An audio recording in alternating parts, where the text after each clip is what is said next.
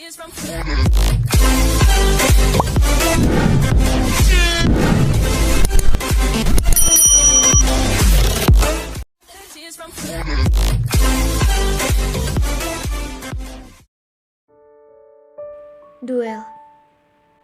Wah, kau hebat sekali, Nona.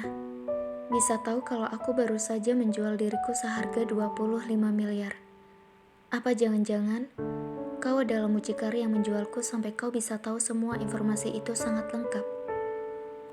Jawab nada sangat cuek, lalu mendekat ke arah Anita dan Dewa yang sedang berdiri di belakang nada, seperti hendak memesan makanan yang sama dengan yang baru mau dipesan oleh nada. Jangan sembarangan kau bicara padaku ya. Kau tidak tahu siapa aku. Aku bisa melaporkanmu ke polisi dan mengadukanmu melakukan penghinaan kepadaku. Anita yang semakin kesal dengan nada berusaha untuk mengancam nada. Kau pikir aku takut? Lakukan. Kalau perlu, sekarang juga kau bisa lakukan itu. Jangan karena kau punya banyak uang, kau pikir kau bisa merendahkan siapa saja ya. Tentu saja aku berhak untuk merendahkanmu, karena kau adalah wanita rendahan. Kau menjual dirimu sendiri pada laki-laki kaya kan? Apa begitu sulit hidup miskin sehingga wanita miskin sepertimu ingin menjadi angsa secara cepat, dengan menjual dirinya sendiri? Kenapa memangnya? Kau iri, karena tidak ada pria kaya yang mau membelimu, dan membuatmu harus membeli pria untuk melayanimu. Hei, kau jangan sembarangan bicara ya. Anita yang sudah tidak sabar lagi langsung menjambak rambut nada dan berusaha untuk menyerang nada. Hal yang sama pun juga dilakukan oleh nada. Saat ini, orang-orang di mall berkumpul melihat kejadian ini. Keduanya saling meneriakkan kata-kata yang kurang pantas. Anita berusaha untuk memukul nada, tapi sulit untuknya melakukan itu, karena nada sangat pintar bela diri. Bahkan beberapa kali Anita kena pukul oleh nada, dan tamparan mendarat di pipi Anita terus-menerus. Mereka berkelahi tanpa ada yang bisa melerainya. Bahkan Dewa pun tak bisa untuk melerainya. Dan nada Aprilia. Plak.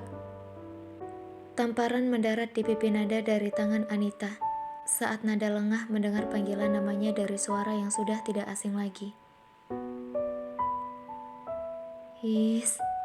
Kenapa kalian berdua harus melihat kejadian ini? Memalukan sekali hidupku hari ini ya. Kenapa juga aku harus terpancing dengan wanita tak tahu diri di hadapanku ini? Pas sudah penderitaanku hari ini. Wajah nada merah padam ketika melihat Radit baru saja memanggil namanya. Radit tidak sendirian. Ada Viola di sampingnya, merangkul tangan Radit dan memandang rendah kepada nada yang saat ini sungguh berantakan. Rambutnya acak-acakan, ada robekan juga di baju nada. Dan terakhir tadi, karena kaget mendengar suara Radit, akhirnya nada kena tampar oleh Anita. Terlihat jelas di mata Viola, sedikit menahan tawa dan matanya menunjukkan kebencian kepada nada. Dan nada, kau tidak apa-apa? Radit ingin mendekat kepada nada, cuma tangannya dipegang oleh Viola. Sayang, kamu mau apa? Tanya Viola yang menunjukkan wajah sedikit marah kepada Radit yang mau mendekat ke arah nada.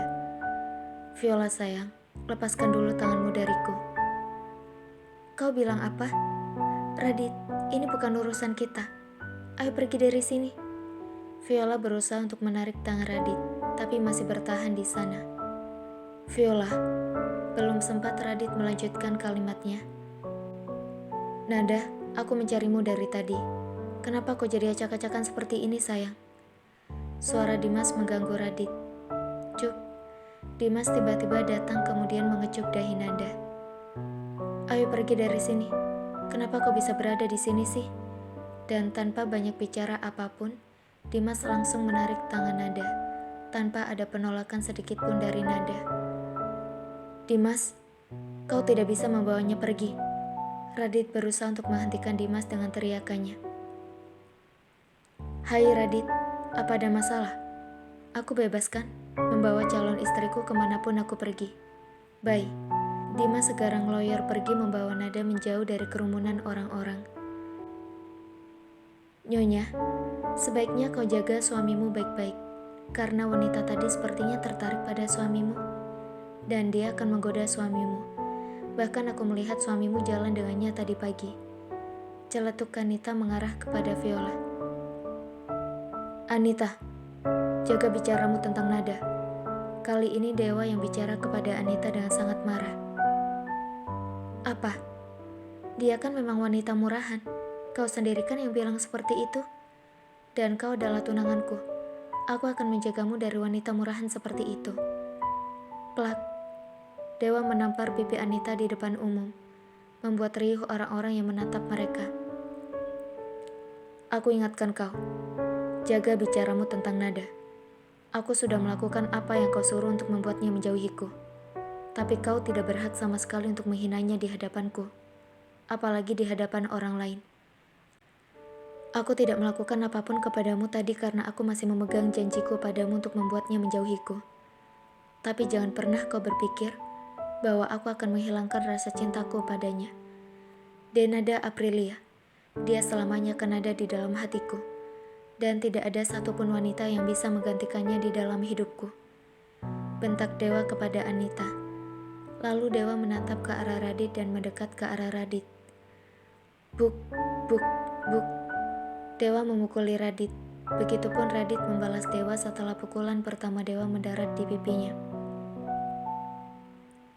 Kau pikir aku akan membiarkan menjual dirinya kepadamu dan menggunakan uangmu untuk membayar hutang-hutang keluargaku? Jangan sekali-kali kau bermimpi. Buk, lalu apa maumu? Kau pikir aku akan melepaskannya setelah ini? Aku tidak akan pernah melepaskannya, dan dia tidak akan pernah kembali kepadamu. Buk, aku akan mengambilnya lagi darimu. Aku sudah punya rencana dengannya, dan aku tidak akan membiarkan dia merana hidup denganmu. Bagaimanapun keadaannya, aku akan tetap menerimanya sebagai wanita terbaikku. Buk, dia akan melahirkan anakku, dan dia akan tinggal bersamaku selama-lamanya. Buk, kau pikir aku tidak tahu bagaimana jalan pikiran Nada? Semua impian terbesarnya sudah dikatakan olehnya kepadaku, dan akulah yang lebih tahu apa yang diinginkan olehnya. Nada hanya bersamamu karena keterpaksaan, dan aku akan segera membebaskannya darimu. Apapun yang terjadi, aku akan mengambilnya darimu. Buk, tentu saja Dewa dan Radit saling pukul satu sama lain, sehingga wajah mereka banyak lebam di mana-mana dan berdarah. Tak ada yang berani menghentikannya. Viola dan Anita juga hanya berteriak berusaha untuk memisahkan mereka. Tapi mereka berdua, tetap saja tak ada yang mau saling mengalah. Baku hantam terus terjadi. Security di mana sih? Kenapa nggak ada yang nolong buat misahin? Banyak pengunjung mall sudah berteriak, tapi tetap saja, security tidak berani apa-apa, mereka hanya menunggu. Security mall tahu siapa Radit. Saat ini, yang dapat mereka lakukan hanya menunggu tanpa melakukan apapun selama belum ada perintah. Cari mati buat mereka kalau berani untuk mengusik Radit. Radit ya? Apa maksudnya ini semua? Siapa dia? Apa yang kau lakukan di sini? Kenapa kau berkelahi di sini? Dor. Rianti sudah menatap marah ke arah anak laki-lakinya yang saat ini sudah babak belur.